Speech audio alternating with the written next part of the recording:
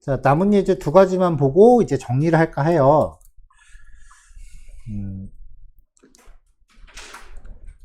박스 1이라고 하는 div 태그한테 높이를 2000 픽셀을 줬어요. 굉장히 크죠? 그리고 스크롤이 되고 있다라는 거는 좀 가늠하려고 배경 색깔을 그라디언트로 줬습니다. 자, 그러니까 실행하면 이렇게 나오고 이제 스크롤이 되는 동안 그라디언트가 됐으니까 스크롤이 좀 되고 있구나라는 좀 보이겠죠?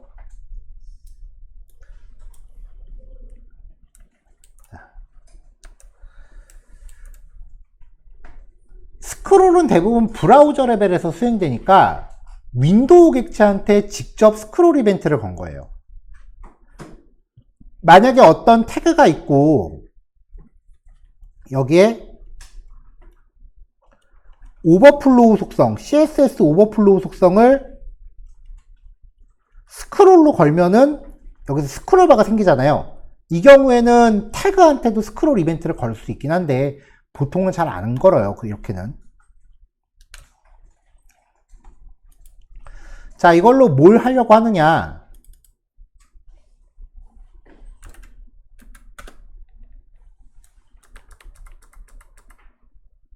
자, 네이버 메인인데요. 제가 화면을 지금 축소시켜서 딱 한 번에 들어오게끔 해놨어요.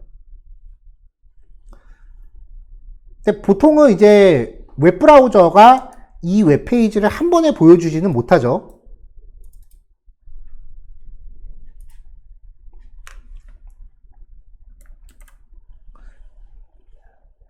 자바스크립트로 알아낼 수 있는 정보 중에 HTML 문서의 전체 높이, 여기부터 맨 밑에까지의 이 높이를 도큐멘트 헤이트라고 부를게요.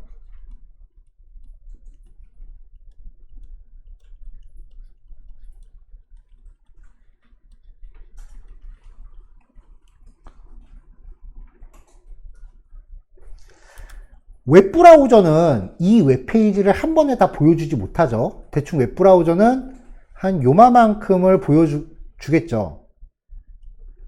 이렇게. 그럼 웹브라우저의 옆에 스크롤바가 있잖아요. 그쵸?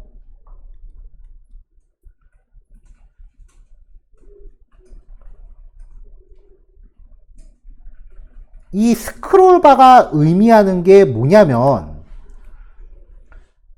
스크롤바 트랙의 전체 높이는요, 이 도큐멘트 헤이트에 비례합니다. 그리고 스크롤바 자체의 높이는 웹브라우저 높이에 비례하는 거예요. 그렇기 때문에 스크롤바가 요만큼 이동했다라고 하는 거는, 요만큼 이동했다라는 거는 웹페이지 제일 위에서 웹브라우저가 요만큼 이동했다라는 거예요.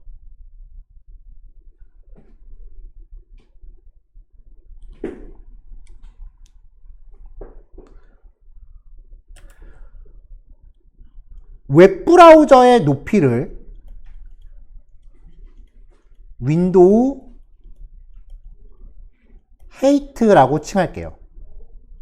그 다음에 스크롤바의 이 윗면의 좌표, 즉 여기부터 여기까지의 거리죠? 이게 의미하는 게 웹페이지 맨 꼭대기부터 요만큼 이동했다, 웹브라우저가 이만큼 이동했다라는 걸 뜻한다 그랬잖아요. 실제로 값이 같거든요.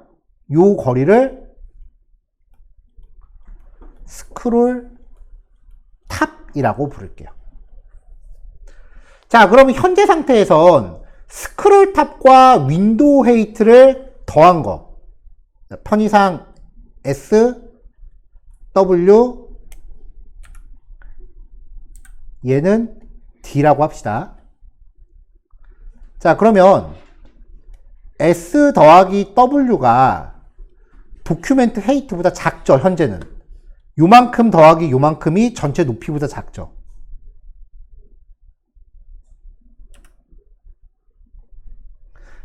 그러면 웹브라우저가 웹페이지 맨 끝에 도착했다고 칩시다.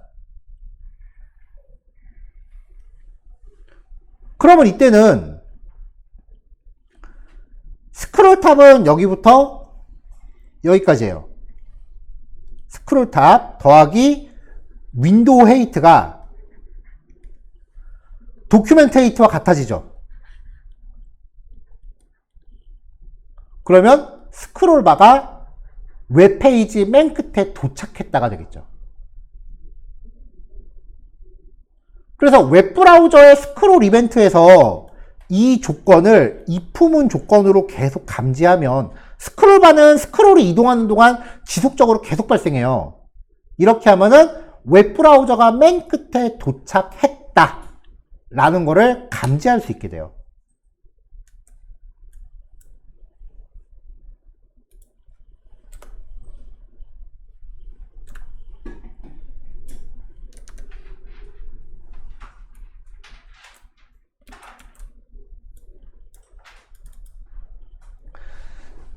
윈도우.스크롤 y 값이 스크롤 바의 y좌표 값이에요. 이게 아까 말했던 스크롤 탑이고요. 윈도우.스크린. 어벨 레이트가 웹브라우저 창 높이에요. 그 다음에 document.body.scroll rate가 웹페이지 전체 농서 높이에요. 요거를 각각 콘솔에다가 출력을 하게끔 했어요. 그러면 스크롤이 이동하는 동안 이 값들이 지속적으로 계속 바뀌어요.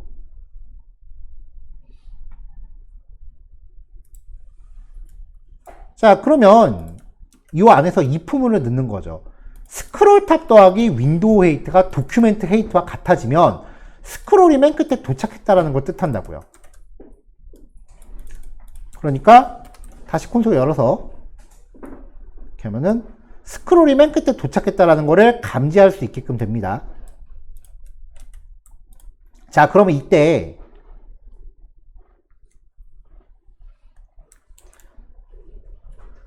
컨테이너, 샵 컨테이너가 얘죠.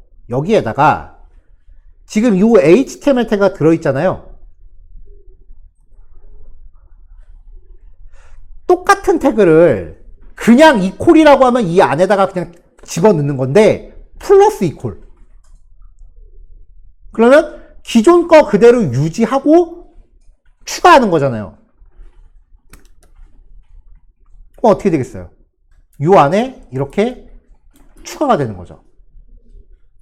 그럼 스크롤은 늘어나겠죠? 그럼 스크롤이 맨 끝에 도착할 때마다 이렇게 점점점 늘어나죠. 이런 형태로 구현되는 거를 무한 스크롤 내지는 인피니티 스크롤이라고 해요. 자, 근데 이론적으로는 요 두 값이 똑같으면은 끝에 도착하는 건데 실제로는 요 두 개의 합이 실제 웹페이지 높이보다 크거나 같다라고 처리를 해야 돼요.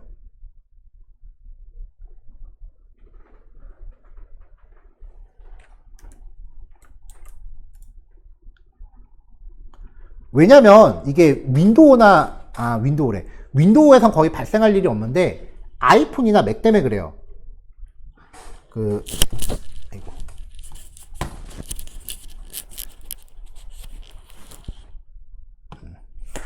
아이폰 웹브라우저 쓰는 분들은요 아마 알 거예요. 안드로이드는 없거든요.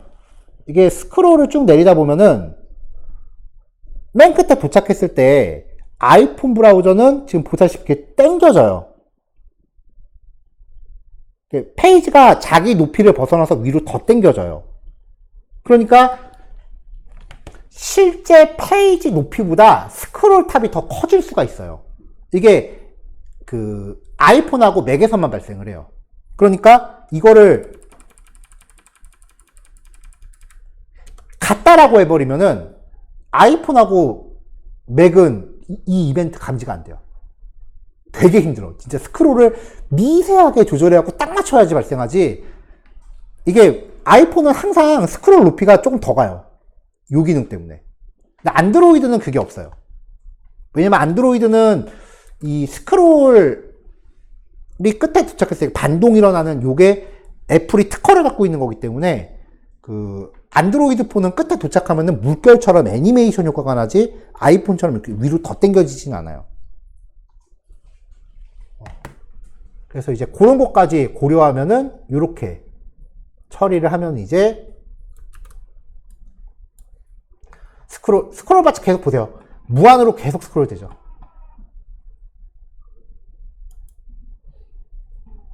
이렇게 스크롤이 계속 점점점 늘어나요. 박스가 점점점 늘어났죠.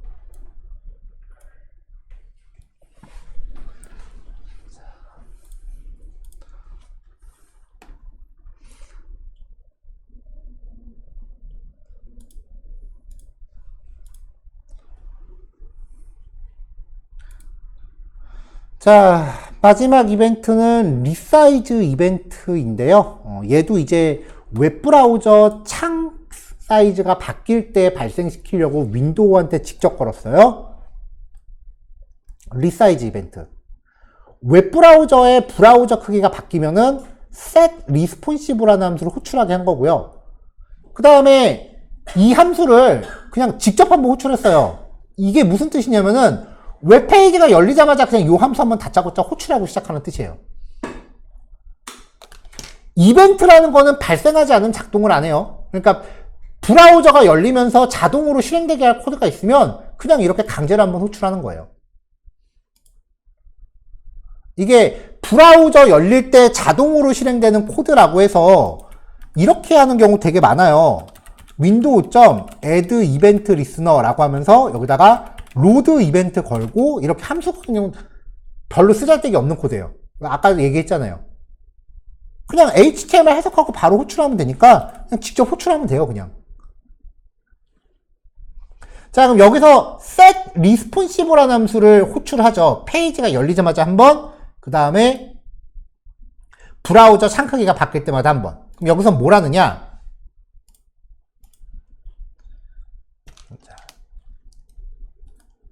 자, 여기선 다시 체크 리스폰시브라는 함수를 호출해요. 얘를 호출하죠? window.innerwidth 브라우저의 넓이입니다. 일단은 리스폰시브라는 변수에 xs라고 값을 준비해 놓고요. 브라우저의 넓이 구간을 판정해서 우리 그 반응형 앱 했었죠. 그 반응형 앱에서 쓰는 구간 값에 따라서 단위를 문자열로 정한 거예요. XS는 엑스트라 스몰, 1200 이상이면은 라지, 900, 그렇지 않고 992 이상이면은 미디엄, 그렇지 않고 768 이상이면 스몰. 자, 그러면 이제 이 함수에서 현재 해상도 구간에 따라서 이 4개 중에 하나의 문자열을 리턴을 하겠죠.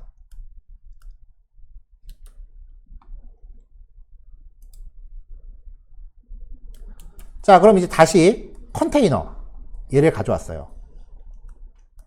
그 다음에 아까 리턴 받은 해상도 구간 값을 갖고 와서 위에 CSS 잘 보세요.